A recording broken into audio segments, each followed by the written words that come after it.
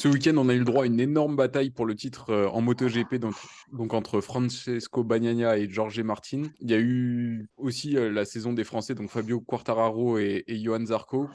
Qu'est-ce que vous en avez pensé de la saison des deux Français? Bah, honnêtement, grosse déception du côté de Quartararo quand même après les deux dernières saisons qu'il fait, où il truste le podium du classement général. Là, très très loin. J'ai eu pas trop d'explications à ça. Et puis après, Johan Zarco du coup qui gagne enfin sa première victoire après un nombre de podiums assez énorme, je crois. Donc ça faisait plaisir. Il finit dans le top 5 du classement général, je crois, Johan Zarco. Donc plutôt positif pour lui. Et puis bah cette bagarre là sur la fin de saison assez énorme. Et j'ai remarqué aussi qu'il y avait quand même eu beaucoup de chutes cette saison. Je sais pas trop à quoi ça peut être dû. Est-ce que vous avez une idée vous de pourquoi il y a eu pas mal de chutes cette saison? Ce qui a donné lieu aussi à un suspense assez énorme en fin de saison du coup. Ouais, bah, pour la partie chute, je pense qu'il y a une explication qu'on peut donner par rapport au poids des motos qui ne cesse d'augmenter. Les pilotes se plaignent pas mal de cette augmentation. Elles sont plus dures à piloter à cause de leur poids. Il y a pas mal de blessures aussi au bras. Donc, Quartararo qui s'était fait opérer l'an dernier. Et la deuxième explication propre à cette saison, c'est que il y a eu l'intronisation des courses sprint chaque week-end. Donc, chaque week-end de course, maintenant, il y a deux grands prix et pas un seul. Enfin, deux courses. Et bah, ça maximise forcément les départs. Et les départs sont très risqués. Il y a eu un énorme carton en Catalogne, là. C'était assez effrayant. Donc ouais, je pense que c'est des explications. Ouais. Ouais, après, je pense il y a c'est dur de comparer avec la Formule 1 et c'est très dur, mais la MotoGP, c'est des formats qui sont plus courts quand même, des courses. C'est assez haletant. Je pense que physiquement, c'est très très dur. C'est de plus en plus dur. Les motos sont de plus en plus lourdes. Et puis, je trouve on a passé un cap. Moi, c'est vraiment historiquement revenir un peu à la rivalité Rossi-Marquez. Euh, Même Lorenzo qui n'hésitait pas trop à se toucher.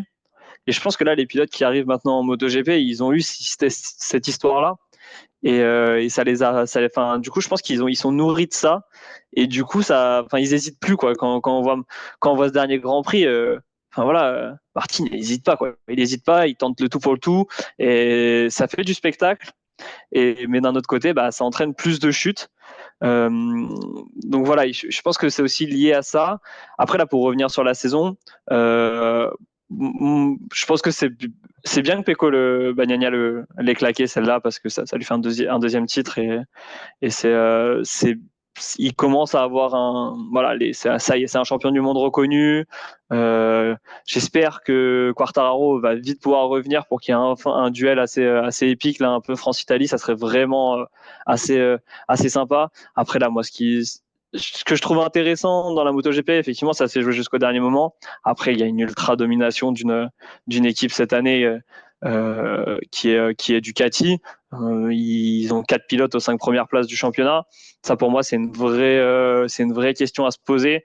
Là où moi, je trouve il y a il y a eu trop de différences.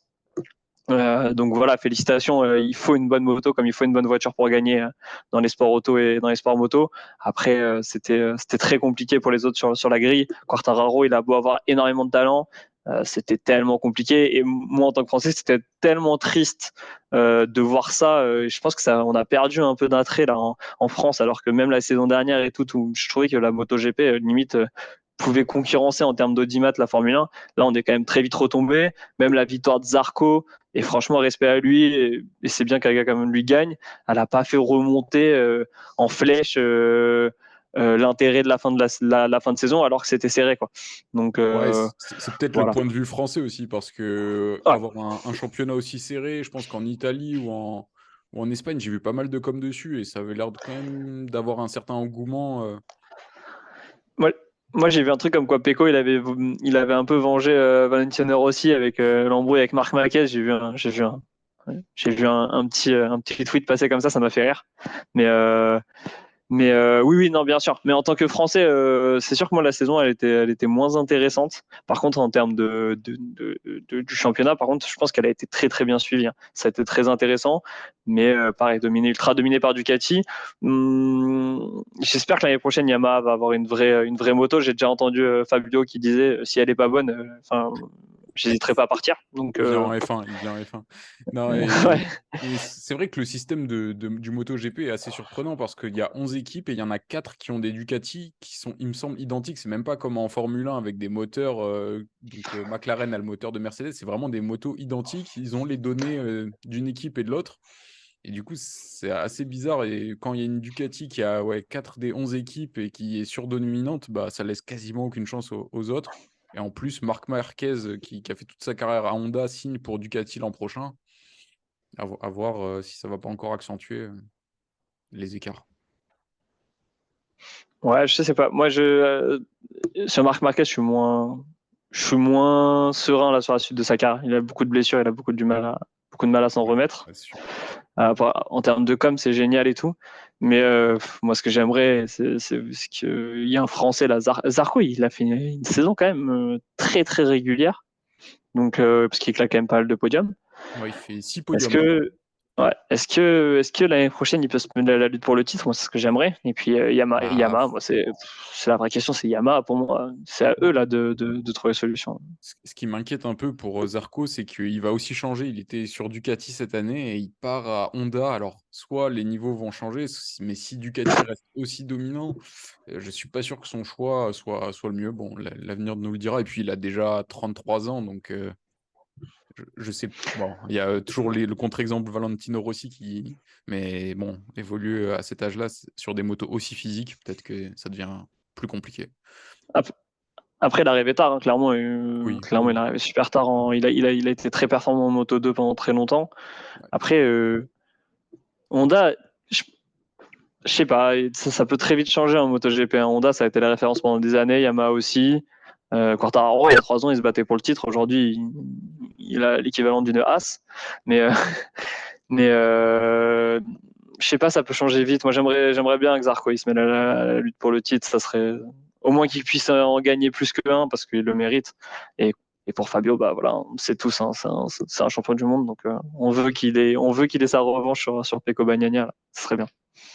Ouais, c'est clair.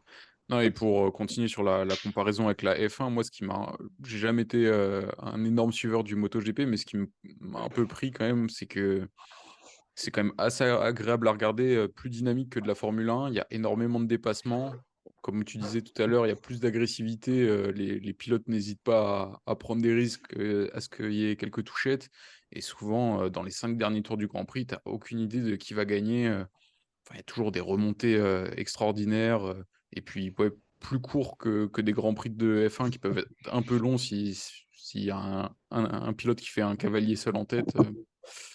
Puis cette prise de risque aussi, ça entraîne quand même des images assez spectaculaires des fois où les chutes en MotoGP, c'est quand même, enfin quand tu vois les images, tu te dis mais il est décédé là, c'est pas possible.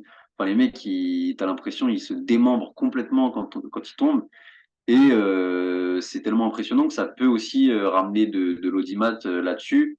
Et c'est vrai que c'est plus télégénique que la F1. Enfin, pas plus télégénique, mais en tout cas, c'est plus attrayant. Et des fois, tu vois des images beaucoup plus spectaculaires, ce qui fait que ça peut ramener aussi peut-être du monde qui regarde la MotoGP. Ouais, Voilà. je pense qu'un retour d'un Quartararo pour la bataille encore plusieurs années et la F1 pourrait se faire un petit peu rattraper par le MotoGP, au moins en France. Mais ouais, et non, ouais, bah là, Marquez, cette année, les chutes, elles sont assez impressionnantes, hein. Visuellement, il en a fait quelques-unes, même la dernière, là, c'est assez impressionnant. C'est assez impressionnant.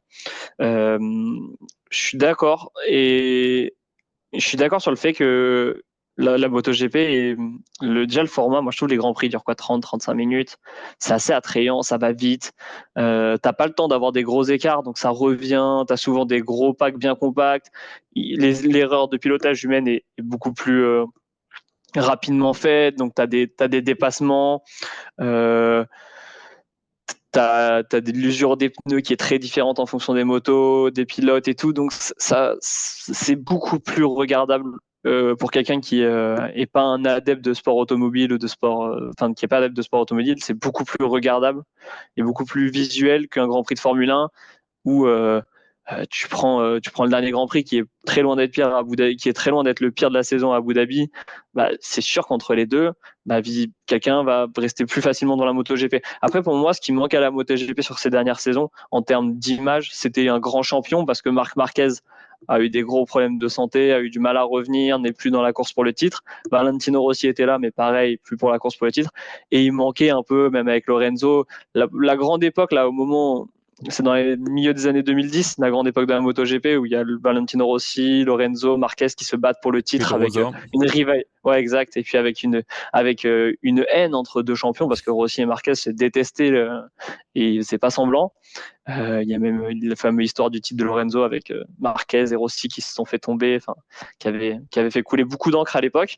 Et ça là, si c'est pareil, le but là, ça serait que la MotoGP elle recrée un peu, c'est une rivalité. Donc pourquoi pas Pecco Fabio, ça serait super pour la MotoGP d'avoir une nouvelle star à la Valentino Rossi qui puisse un peu être plus grande que son sport, parce que pour le moment c'est ce qui leur manque, je pense, pour repasser un cap. Ok. Non, bah ouais, intéressant comme théorie. C'est sûr que des têtes d'affiche, ça aide toujours à booster les audiences d'un sport. Je pense qu'on va pouvoir en rester là pour cette page MotoGP et on vous dit à bientôt. Salut. Salut. À bientôt.